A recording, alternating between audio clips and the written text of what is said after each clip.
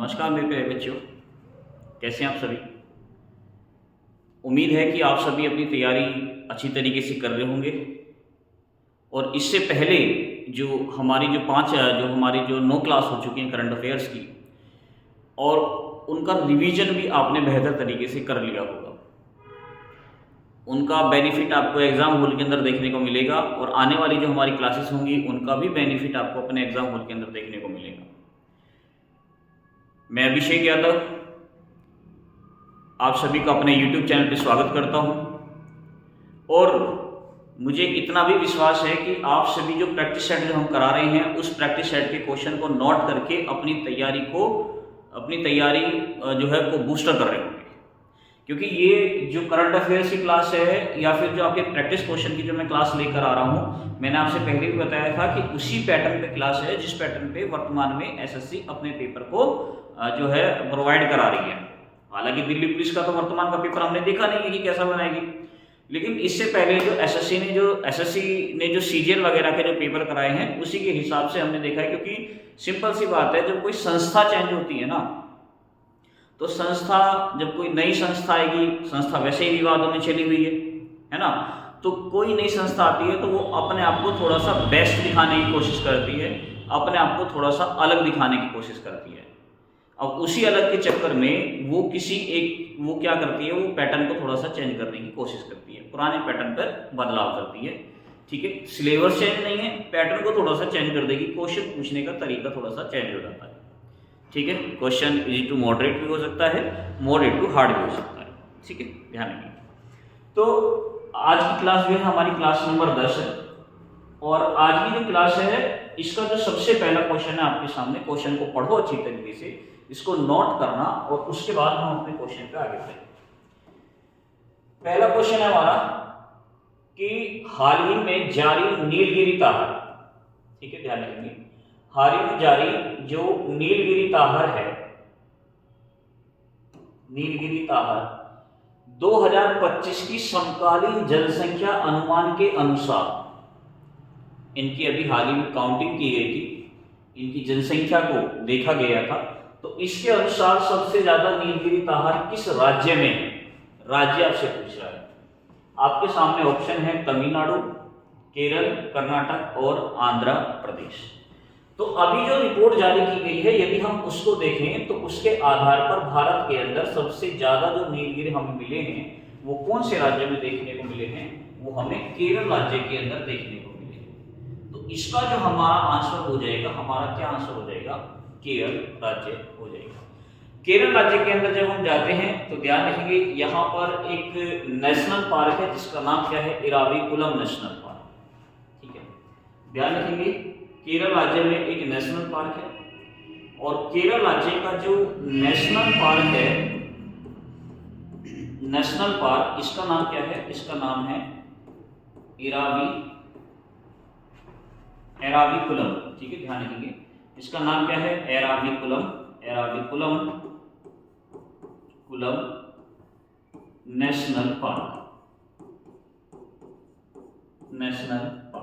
ठीक है, Eravikulam national park में नीलगिरी ताहर को देखा गया है, सबसे ज्यादा एराविकुलम नेशनल पार्क में ही नीलगिरी ताहर। अब ये जो केरल राज्य के अंदर जो नीलगिरी ताहर की जो संख्या है, आपसे ये पूछेगा कि भैया वर्तमान में इनकी संख्या केरल राज्य के अंदर कितनी पाई गई है, तो आप कहोगे जी 1365 इसमें जो है केरल राज्य के अंदर इनकी जनसंख्या पाई गई। सबसे पहले नंबर पर केरल राज्य है, तो आपसे क्वेश्चन बनेगा कि बताइए कि दूसरे नंबर पर कौन सा राज्य है। यानी जो हमें यहाँ पर जो देखने को मिल रहा है कि जो दूसरा नंबर है वो कौन से राज्य का है, तो ध्यान रखिए तमिलनाडु सेकंड नंबर पर, तमिलनाडु। और तमिलनाडु में कितने हैं, 1303 जो है नील ताहर पाए गए। ध्यान रखना, नील ताहर जो है ये एक बकरी की प्रजाति होती है, ध्यान रखेंगे, जो कि नीलगिरी पर्वतमाला पर देखने को मिलती है। और तमिलनाडु के अंदर कौन सा नेशनल पार्क है, आपको नेशनल पार्क याद रखना है, मुकुर्थी नेशनल पार्क। तो जब आप तमिलनाडु में जाते हैं तो तमिलनाडु में एक नेशनल पार्क है, national park Mukurthi national park, और इसी मुकुर्थी नेशनल पार्क में हमें जो है ये देखने को मिले हैं दूसरे नंबर पर, और पहले नंबर पर केरल राज्य में जिनकी संख्या कितनी है मेरे बच्चा, 1365 है। और तमिलनाडु में इनकी संख्या कितनी है? 1303 है और तमिलनाडु दूसरे नंबर पर है। तो याद रखना इस बात को, ठीक है। दूसरा, ये जो नीलताहर है इसके बारे में एक और चीज मैं आपको यहां से समझा देता हूं। ये जो नीलताहर है, नीलताहर तमिलनाडु राज्य का राजकीय पशु भी है, ध्यान रखिए। ये जो नीलताहर है ना, नीलताहर याद रखेंगे तमिलनाडु राज्य का राजकीय पशु है, राजकीय क्या है? ये पशु भी है नीलताहर, ध्यान रखिए। और ये किसकी प्रजाति है? ये बकरी की प्रजाति है, ध्यान रखिए। नीलताहर किस पर पाया जाता है? ध्यान रखेंगे नीलगिरी पर्वतमाला पर पाया जाता है, ठीक है। कौन सी पर्वतमाला पर देखने को मिलेगा? नीलगिरी पर्वतमाला पर देखने को मिलेगा। और ये जो नीलगिरी पर्वतमाला है मेरे बच्चे कितने राज्य में विस्तारित है? ये 3 राज्य में विस्तारित है। 3 राज्य कौन कौन से हैं? तो 3 राज्य हैं। एक तो है हमारा कौन सा? कर्नाटक राज्य, ठीक है। और एक कौन सा है हमारा? केरल राज्य, केरल। और एक है मेरे बच्चा हमारा कौन सा राज्य है? तमिलनाडु राज्य। कौन सा राज्य है? तमिलनाडु राज्य, ठीक है। इन 3 राज्य के अंदर ये नीलगिरी पर्वतमाला विस्तारित है। और इसी नीलगिरी पर्वतमाला पर नीलताहर हमें देखने को मिलता है। और अभी हाल ही में इसकी जनगणना कराई गई तो सबसे ज्यादा जो हमें नीलताहर देखने को मिले हैं ये केरल राज्य के अंदर देखने को मिले हैं। दूसरा, ये चर्चा में क्यों है? एराविकुलम नेशनल पार्क भी चर्चा में है। क्यों चर्चा में है? क्योंकि इसी एराविकुलम नेशनल पार्क ने, ध्यान रखिए, अभी हाल ही में अपनी 50वीं जो है क्या बनाई है? वर्षगांठ मनाई है, ठीक है। 50वीं वर्ष जो है गांठ मनाई है। किसने बनाई है? ये एराविकुलम नेशनल पार्क की मनाई गई है 50वीं वर्षगांठ। इसीलिए ये भी अभी हाल ही में क्या था? चर्चा में था। ये इसीलिए भी चर्चा में था।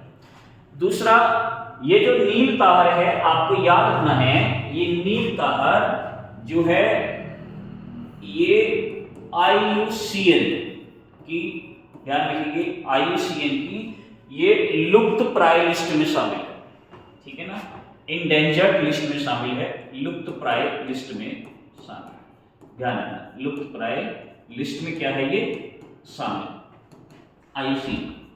तो आपको ध्यान रखना, ये जो है इसकी IUCN की जो है आपसे लिस्ट पूछ लेता है कि अभी हाल ही में जो है इसको IUCN की कौन सी लिस्ट में रखा गया है, तो इसे इंडेंजर्ड लिस्ट में रखा गया है। ये एक लुप्त प्राय जो है प्रजाति इसे घोषित की गई, ठीक है। तो याद रखिए इस बात को। अगला क्वेश्चन है, क्वेश्चन नंबर 2 हमारा क्या कह रहा है? हाल ही में किस राज्य ने AI से संचालित सोशल मीडिया निगरानी और साइबर इंटेलिजेंस सिस्टम गरुड़ शक्ति को लॉन्च किया है?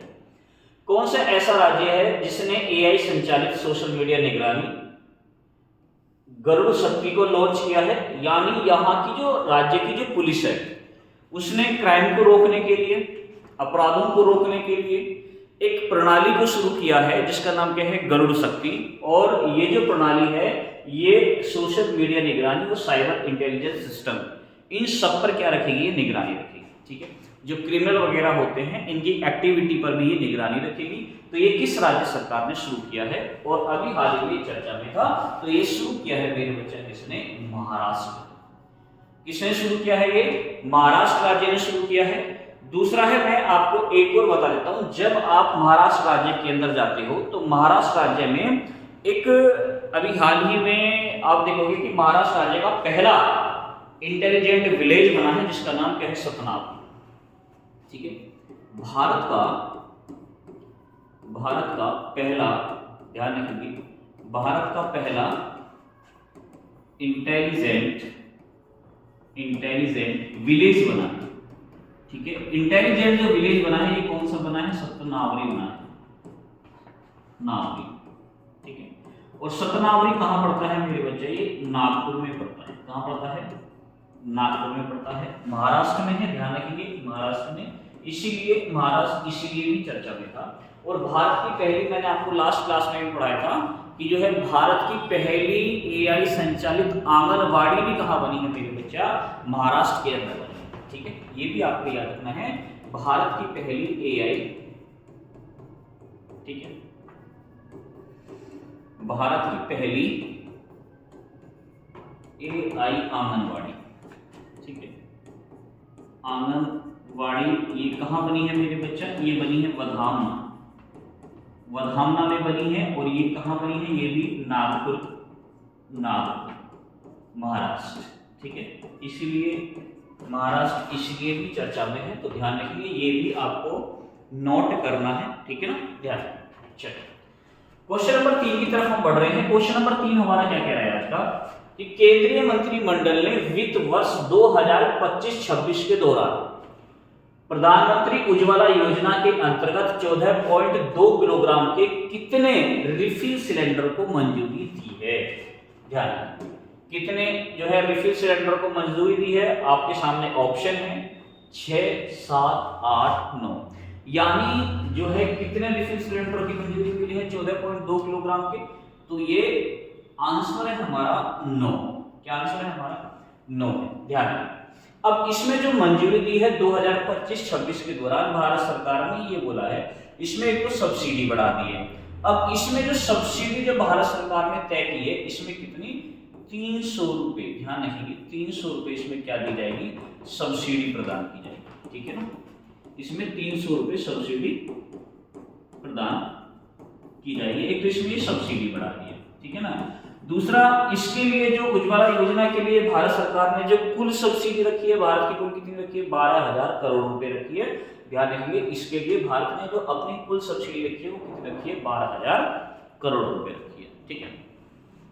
अब सवाल आपका ये है कि ये जो उज्ज्वला योजना है, ठीक है, ध्यान रखिए, PM उज्ज्वला योजना, तो आपको याद रखना है कि प्रधानमंत्री उज्ज्वला योजना, PM उज्ज्वला जो योजना है ये कब शुरू हुई थी? योजना तो PM उज्ज्वला योजना, ध्यान रखेंगे, मई 2016 में इसको क्या करा गया था? शुरू किया गया था। और इसमें जो है जो ग्रामीण सेक्टर के अंदर जो महिलाएं चूल्हे पे जो काम करती थी, उनको धुएं से बचाने के लिए जो है इस योजना को शुरू किया गया था, ताकि उनको जो है क्या प्रोवाइड किया जा सके? सिलेंडर प्रोवाइड किया जा सके। तो ये कब लॉन्च की गई थी? तो मई 2016 में इसको लॉन्च किया था। अब सवाल ये है कि जब इसे मई 2016 में लॉन्च किया था, तो ये बताइए कि इसे कहां से लॉन्च किया था? तो ध्यान रखेंगे, इसे जो लॉन्च किया था ये कहां से लॉन्च किया था? PM उज्ज्वला योजना को ध्यान रखेंगे उत्तर प्रदेश राज्य के, उत्तर प्रदेश राज्य के बलिया से शुरू हुई थी। ये आपसे पूछा जाता है, ठीक है। उत्तर प्रदेश राज्य के कहां से शुरू हुई थी? ये बलिया से शुरू हुई थी, ठीक है, ध्यान, बलिया से शुरू हुई। अब वर्तमान में जो योजना चल रही है PM उज्ज्वला योजना, कौन सी चल रही है? PM उज्ज्वला योजना 2.0 चल रही है। अब जो चल रही है वो कौन सी चल रही है? PM उज्ज्वला योजना, ध्यान रखेंगे, योजना 2.0 चल रही है। और ये कब लॉन्च हुई है? 2021 में जो है इसका जो टारगेट रखा गया था वो हमने 2022 में ही कंप्लीट कर दिया है, ठीक है। तो आपको ये भी याद रखना है कि PM उज्ज्वला योजना कब शुरू हुई थी और अब वर्तमान में जो है कौन सी योजना चल रही है, और इसको हमने PM उज्ज्वला योजना को कहां से स्टार्ट किया था, ये भी इंपॉर्टेंट है, ध्यान रखना, ये भी आपसे पेपर में पूछा जा सकता है। अगला क्वेश्चन है आज की क्लास का क्वेश्चन नंबर 4 हमारा क्या कह रहा है कि चर्चा में रहा नेहरू प्राणी उद्यान यानी नेहरू जूलॉजिकल पार्क लोकेटेड, ये कहां पर स्थित है? ऑप्शन है आपके सामने केरल, कर्नाटक, तमिलनाडु या फिर तेलंगाना। तो ध्यान रखेंगे नेहरू प्राणी उद्यान जो है ये किस राज्य में स्थित है? तो ध्यान रखेंगे ये तेलंगाना राज्य के अंदर स्थित है, ध्यान रखेंगे, ठीक है। ये कहां पर स्थित है मेरे बच्चा? तेलंगाना राज्य के अंदर स्थित है। अब ये क्यों स्थित है, क्यों ये चर्चा में है? नेहरू प्राणी उद्यान, नेहरू प्राणी उद्यान इसलिए चर्चा में है क्योंकि यहाँ पर क्या लगाया जा रहा है?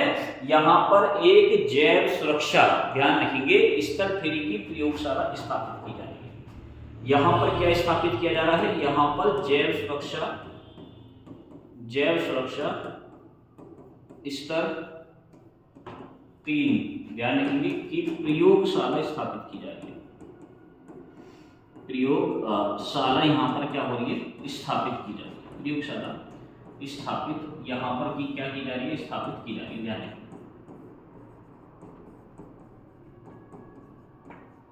की जा रही है। ध्यान रखिए, इसी को हमने बोला है, इसी जल सुरक्षा थर्ड योजना को हमने क्या बोला, इसे हमने BSL 3 भी बोला। तो आपसे ये भी क्वेश्चन पूछ सकता है कि BSL थर्ड प्रयोगशाला कहाँ स्थापित की जा रही है, कौन से नेशनल पार्क में, कौन सी जो है प्राणी उद्यान में। तो नेहरू प्राणी उद्यान में इसको स्थापित किया जा रहा है, जिसमें माइक्रोस्कोप जो है इनकी जो है इनके बारे में क्या करी जाएगी, जांच करी जाएगी। ठीक है, ध्यान रखिए। अब ये जो BSL ये है, ये इसकी फुल फॉर्म आपसे पूछ लेगा तो आप कहोगे कि बायोसेफ्टी, ध्यान रखिए, बायोसेफ्टी लेवल थर्ड इसकी क्या है, फुल फॉर्म है। तो आपको ये भी याद है। ठीक है, तो ये कहां पर स्थित है, तेलंगाना। दूसरा मैं आपको एक और चीज बता देता हूं, ये जो नेहरू प्राणी उद्यान है, आप सभी जानते हैं कि भारत के प्रधानमंत्री थे पंडित जवाहरलाल नेहरू, उन्हीं के नाम पर इसका नाम रखा गया है नेहरू प्राणी उद्यान। ठीक है ना, ध्यान रखिए। दूसरा है ये तेलंगाना चर्चा में क्यों है, क्योंकि तेलंगाना की जो पुलिस है, ध्यान रखिए, तेलंगाना की जो पुलिस है, पुलिस ने एक यहाँ से ऑपरेशन स्टार्ट किया जिसका नाम क्या है, मुस्कान ऑपरेशन। तो आपसे क्वेश्चन पूछेगा कि ये बताइए भैया, मुस्कान ऑपरेशन किस राज्य सरकार ने शुरू किया। तो ध्यान रखिए, मुस्कान ऑपरेशन तेलंगाना राज्य सरकार ने शुरू किया है। अब ये ऑपरेशन क्या है, ऑपरेशन है जैसे कि बच्चे खो जाते हैं, अपने माता पिता से दूर हो जाते हैं। ठीक है ना भाई, आप जैसे मान लीजिए कहीं घूमने के लिए गया है, बच्चे खो गए हैं, तो उन खोए हुए बच्चों को उनके पेरेंट्स तक पहुंचाने का काम जो है तेलंगाना पुलिस करेगी। इसके लिए तेलंगाना पुलिस ने एक ऑपरेशन स्टार्ट किया है जिसका नाम क्या है, ऑपरेशन मुस्कान जो है, ध्यान रखिए। ठीक है, दूसरा, तेलंगाना की राजधानी यदि आप देखते हो तो तेलंगाना की राजधानी क्या है, हैदराबाद। क्या है, हैदराबाद। अब ये हैदराबाद वर्तमान में चर्चा में क्यों है, हैदराबाद मैं आपको बता देता हूं। हैदराबाद चर्चा में इसलिए है क्योंकि यहां पर भारत की पहली, ध्यान रखेंगे, भारत की, ध्यान रखेंगे, यहां पर भारत की पहली फीफा टैलेंट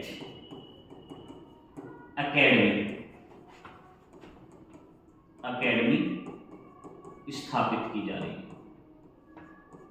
स्थापित की जा रही है। तो आपको ये याद रखना है, की जा रही है, और ये किसके लिए, लड़कियों के लिए की जा रही है।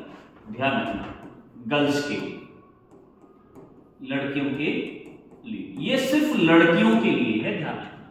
तो भारत की पहली फीफा टैलेंट एकेडमी जो स्थापित लड़कियों के लिए की जा रही है, ध्यान रखना। क्वेश्चन दो तरीके से बताऊंगा मैं आपको, इसको दो तरीके से बनेगा आपके पेपर में, कि भारत की पहली फीफा टैलेंट एकेडमी जो स्थापित की जा रही है किसके लिए, लड़कियों के लिए, वो कहां पर स्थापित की जा रही है जी, वो कहां पर, तेलंगाना के अंदर स्थापित की जा रही है, हैदराबाद में स्थापित की जा रही है। क्या इससे पहले फीफा टैलेंट एकेडमी भारत के अंदर नहीं थी, बिल्कुल थी, लेकिन उसमें ऐसा नहीं है कि वो लड़के या लड़की के लिए, वो सभी के लिए थी, ये सिर्फ लड़की के लिए है। यदि आपसे क्वेश्चन पूछे कि बताओ भारत की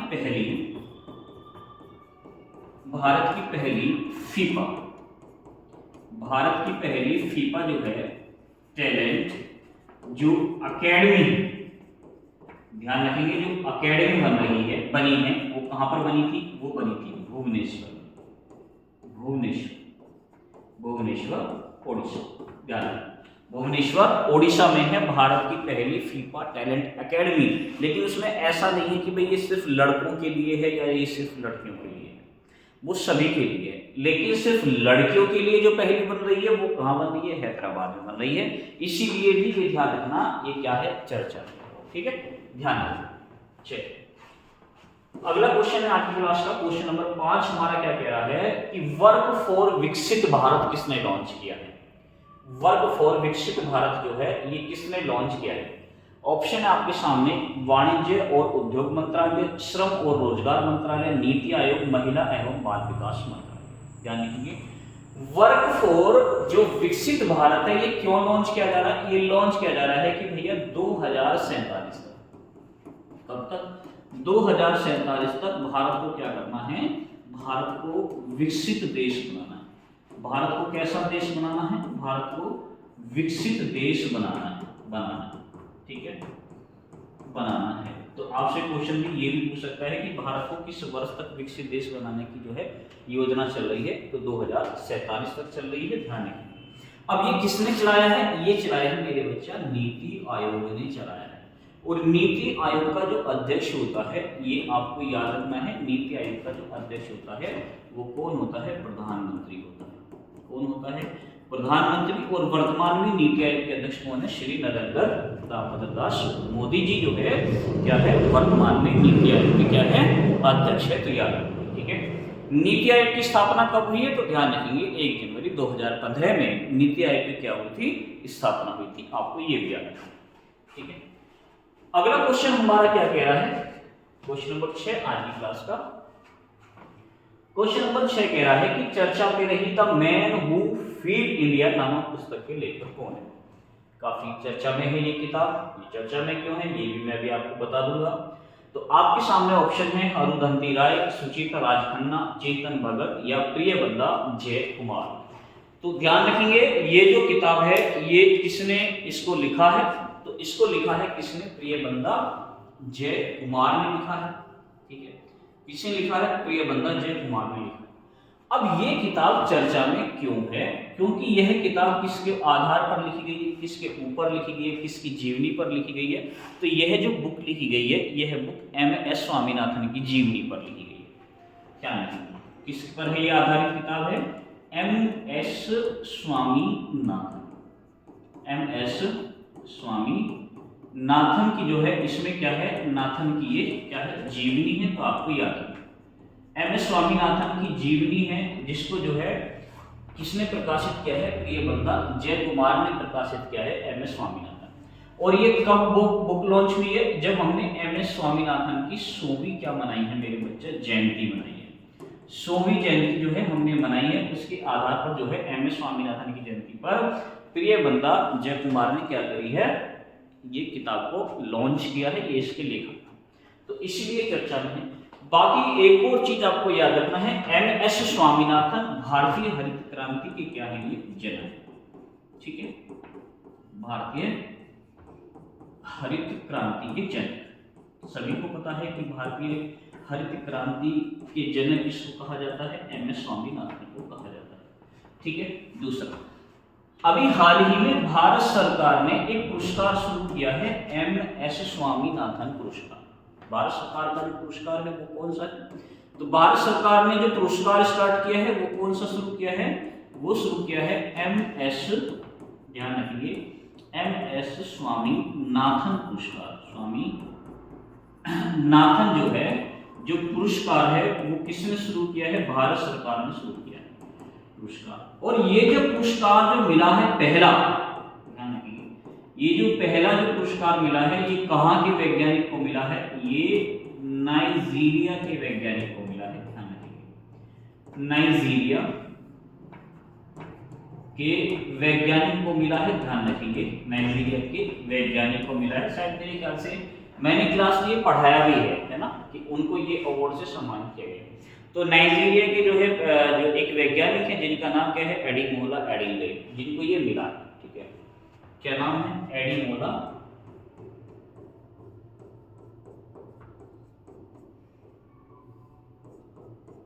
एडिले, ठीक है ना। ध्यान रखेंगे एडिमोला एडिले को ये अवार्ड मिला है। और ये पहला ही अवार्ड इनको मिला है जिसमें $25,000 की जो है धनराशि प्रदान की जाती है। ध्यान रखेंगे एम.एस. स्वामीनाथन अवार्ड में ये भारत सरकार के द्वारा शुरू किया गया था। और पहला जो मिला है ये नरेंद्र मोदी जी के द्वारा प्रदान किया गया था। तो आप याद रखेंगे एडिमोला एडिले। क्वेश्चन नंबर 7 आज की क्लास का क्वेश्चन नंबर 7 क्या कह रहा है कि टोटो जो जल विद्युत परियोजना है इसका निर्माण किस राज्य में किया जा रहा है? तो टोटो जल विद्युत परियोजना का जो निर्माण किया जा रहा है ये किस राज्य में? ऑप्शन है आपके सामने असम, अरुणाचल प्रदेश, नागालैंड और उत्तर प्रदेश। तो ध्यान रखेंगे ये टोटो जल विद्युत परियोजना बेटा ध्यान रखेंगे ये कौन से राज्य में स्थापित हो रहा है? अरुणाचल प्रदेश राज्य में स्थापित हो रहा है। अरुणाचल प्रदेश राज्य में ध्यान रखेंगे सियोमी नामक एक नदी है जिस पर इसका निर्माण किया जा रहा है। ध्यान रखेंगे कौन सी नदी है? तो ध्यान रखेंगे सियोमी नदी। सियोमी नदी, सियोमी नदी इसका नाम इसलिए पड़ा है कि यहाँ पर एक जिला है जिससे ऊपर ये बहती है, सियोमी जिले से बहती है। ध्यान रखेंगे ये जो जल विद्युत परियोजना है जब ये परियोजना बन जाएगी, ठीक है, इसमें एक कंडीशन रखी गई है कि ये जो प्रोजेक्ट जो यहाँ पर बनाया जा रहा है, जो तैयार किया जा रहा है, कंडीशन ये है कि इसमें जब ये बिजली जब उत्पन्न होगी तो इसकी 12% बिजली अरुणाचल प्रदेश राज्य को प्रदान की जाएगी। ठीक है, ध्यान रखेंगे कितने परसेंट बिजली, 12% बिजली। और ये कितने मेगावाट की है, तो ध्यान रखेंगे ये 700 मेगावाट की है मेरे बच्चा, ध्यान रखेंगे कितने मेगावाट की है, 700 मेगावाट की है। दूसरा, अरुणाचल प्रदेश राज्य का एक जिला है जिसका नाम क्या है, तवांग जिला। क्या नाम है, तवांग जिला। अब ये तवांग जिला क्यों चर्चा में है, ध्यान रखेंगे तवांग जिला इसलिए चर्चा में है कि यहाँ पर भारत का पहला जियोथर्मल पावर प्लांट स्थापित किया गया है। भारत का पहला जियोथर्मल पावर प्लांट, ध्यान रखें ये आपको याद रखना है कि भारत का पहला जियोथर्मल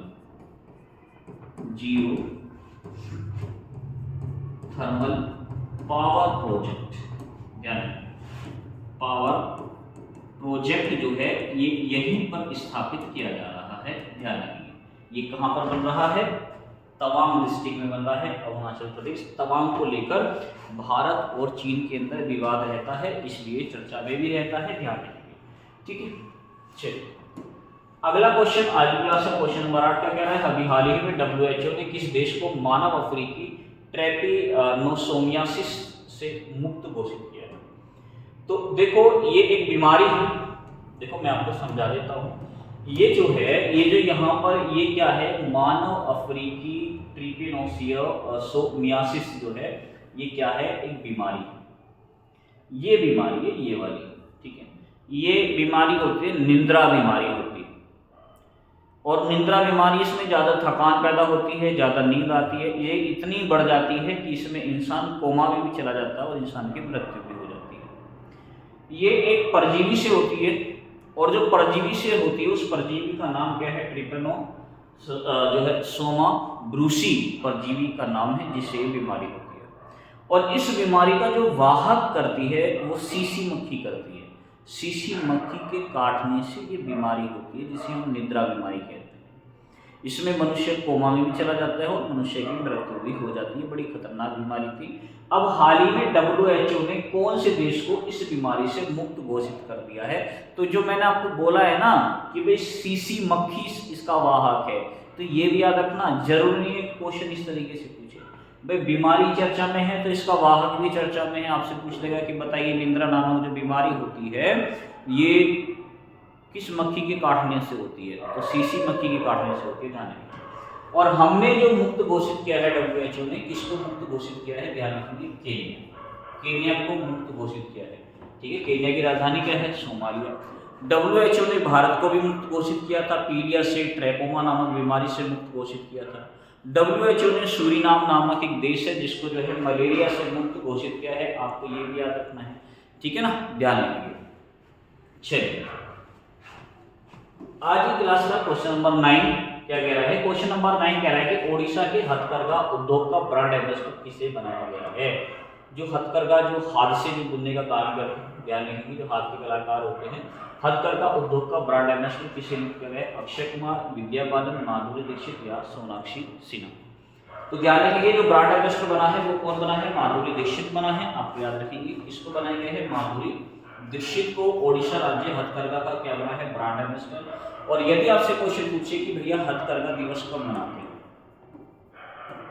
तो ध्यान रखेंगे हथकरघा जो दिवस मनाते हैं वो कब मनाते हैं, ये मनाते हैं 7 अगस्त को मनाते हैं। ध्यान 7 अगस्त को हथकरघा दिवस मनाया जाता है। 7 अगस्त को ही हम भाला फेंक दिवस भी मनाते हैं। ध्यान रखिए 7 अगस्त को ही हम कौन सा दिवस मनाते हैं, भाला फेंक दिवस भी मनाते हैं। ध्यान रखेंगे ये भी आपको याद रखना है, ठीक है। तो इसका आंसर क्या हो जाएगा, माधुरी दीक्षित हो जाएगा। आज की क्लास का अंतिम क्वेश्चन है, भारतीय प्रौद्योगिकी संस्थान मुंबई किस देश में अपना पहला अंतर्राष्ट्रीय केंद्र खोलेगा। क्वेश्चन को ध्यान से पढ़िए, इंपॉर्टेंट क्वेश्चन है क्योंकि भारत की कोई ऐसी IIT है जो अपनी एक संस्थान भारत से बाहर खोलने जा रही है।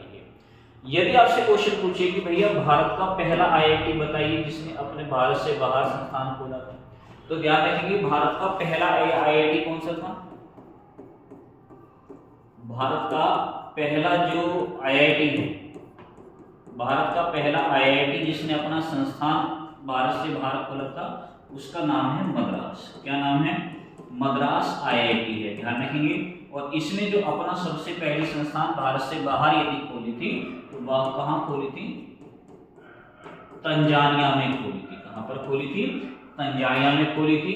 लेकिन इसका आंसर हमारा तंजानिया नहीं है। ऑप्शन आपको दे रखा है, ऑप्शन है हमारा अमेरिका, जापान, चीन या मॉरिशस। तो ये कहाँ पर खोला जा रहा है मेरे बच्चा? ये जापान में खोल रहा है। कहाँ पर खोल रहा है?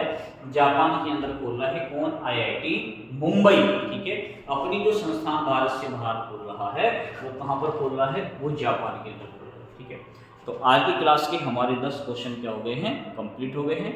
इन क्वेश्चन को बेहतर तरीके से लिख के याद करेंगे। और देखो, सुनने से भी याद हो जाएगा, सुनने से भी याद हो जाएगा। और जब आप इनको लिखोगे तो लिखने से भी याद हो जाएगा, क्योंकि बेटा लिखने से और सुनने से बहुत जल्दी याद होता है, ध्यान रखना। इसीलिए जो क्वेश्चन आप सुन रहे हो उसको लिखो।